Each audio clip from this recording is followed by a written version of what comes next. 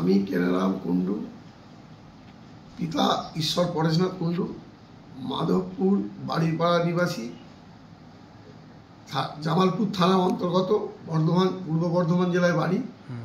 আমার 14ই সেপ্টেম্বর ব্যবসার টাকা কানানদী থেকে তাগাদা করে নিয়ে যাচ্ছিলাম 1,90,000 টাকা।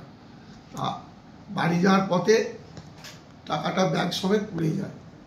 পড়ে যাওয়ার পরে খুব খোঁজাখুঁজি, 2-3 দিন ধরে খোঁজাখুঁজির পরে ধনেখালি থানায় এসে আশ্রয় নিলাম, বললাম স্যারেদের করে যে আমার টাকাটা একটু খুঁজে বার করে দেবে, উদ্ধার করলে ভালো করে।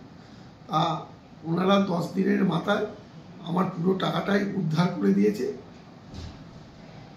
1,90,000 টাকাই উদ্ধার করে দিয়েছে। এর জন্য ধনেখালি থানাকে অসংখ্য ধন্যবাদ। আমি খুব উপকৃত, আমার ব্যবসার টাকা চাষিদের দিতে পারতাম না, খুব উপকার হয়েছি, এই জন্য অসংখ্য অসংখ্য ধন্যবাদ। আপনি খুশি তো এর জন্য? এর জন্য আমি খুশি। আচ্ছা।